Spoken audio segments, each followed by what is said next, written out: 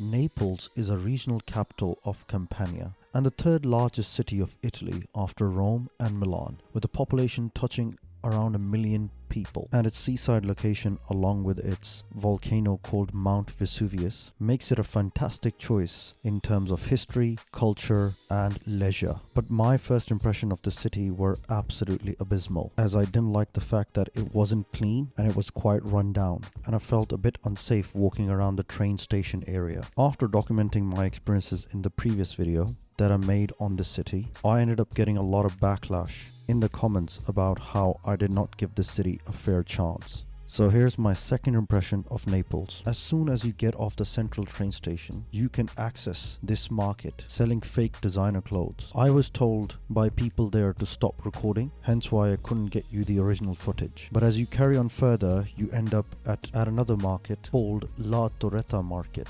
And this is where things become much better, as it's one of the few Naples covered markets, and you'll find convenience of everything in one place without the big market crowds or the supermarket feel. So I would definitely recommend that you guys should check out La Toretta Market. If you carry on walking further, you will run into a lot of slum areas with varying levels of poverty and exclusion. Some of the rundown main areas are Via Toledo, Spaccia Napoli, Centro Storico, so I would advise you to avoid these areas. Naples is such a contrasting city because as you walk through the slums, you can end up arriving at rich areas as well. Some of the rich areas that I recommend that you guys should go to are Chiaia, Posillipo, Vomero, and Port Royal. These areas are riddled with luxury brand shops, universities, and lots of public parks and restaurants. But in my experience, the best part of Naples is its seaside port area,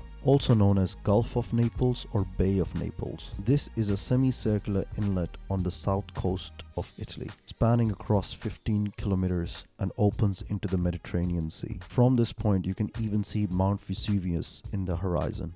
And the area is extremely popular for tourists, with seaside Roman ruins of Pompeii and Herculaneum at the foot of Mount Vesuvius. Along with island of Ischia, local waters are home to varieties of whales, dolphins, including fin and sperm whales. So this area has a lot to offer, and something that I would definitely recommend that you guys should check out when you're there. Trust me guys, it's not to be missed. And moving swiftly along to the next place, which is this amazing monument, which is called Piazza de Martiri and has a lot of patriotic significance when Italy was united in 1861. So if you're a history buff, definitely check this place out. Naples also has many places to experience greenery, including gardens, hidden oases, and other areas, such as many botanical gardens. Naples is also true shopping paradise. Clothes and shoes are relatively inexpensive, and fashion always follows the most current trends. And the most famous shopping streets in Naples are Via Toledo, Via Chiaia, and Via di Mille.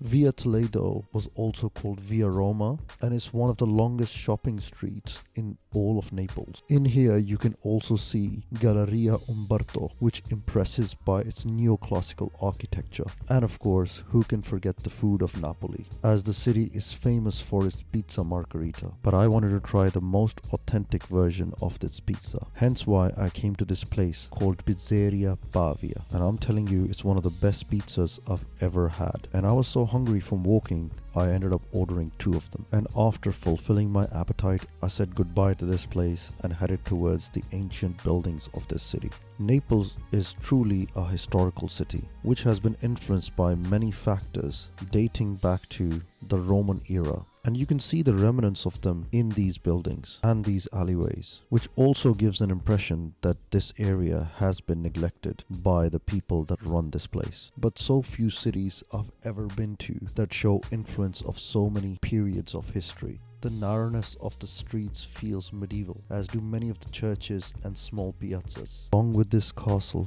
called Castel Nuovo, aka the New Castle, no relation to the English city of course. Its scenic location and imposing size makes the castle, first erected in 1279, one of the main architectural landmarks of this city. It was also a royal seat for kings of Naples, Aragon and Spain until 1815. In fact, you can go to Galleria Umberto from here, and it's only a few minutes walk. It was built in 1890 for the purpose of combining businesses, shops, cafe, and social life in public space. And there are apartments on the third floor. So this is quite a bougie area that you should definitely check out. Now, let's talk about the elephant in the room.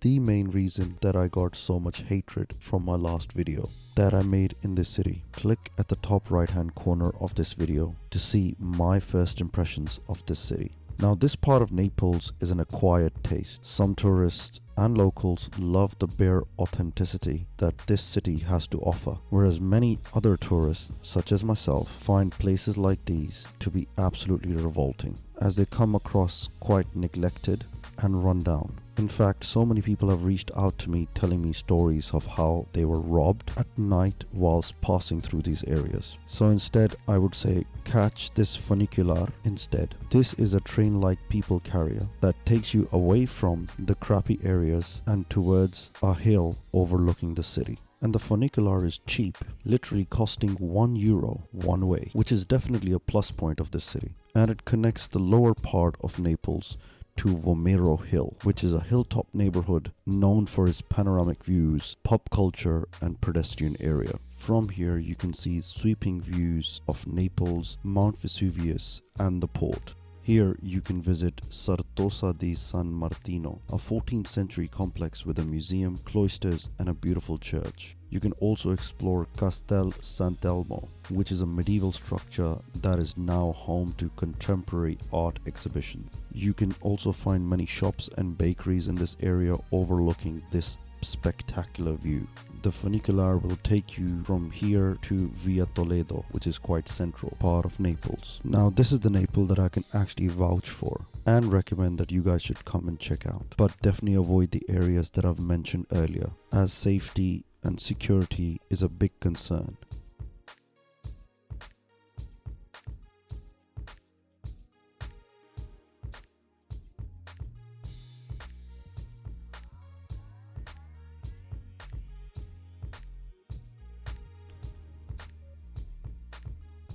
That's it for today, guys. My first impressions weren't entirely wrong, but it's definitely brought some new perspectives to me. And I would recommend that you guys should check this city out, as it has a lot to offer. If you have any thoughts, leave them in the comments below. And if you have been to Naples, let me know how you found it. Please make sure to like the video and subscribe to the channel and hit the bell notification, as it really helps out in the growth of the channel. Thank you so much for watching, and I will see you in the next one. Take care.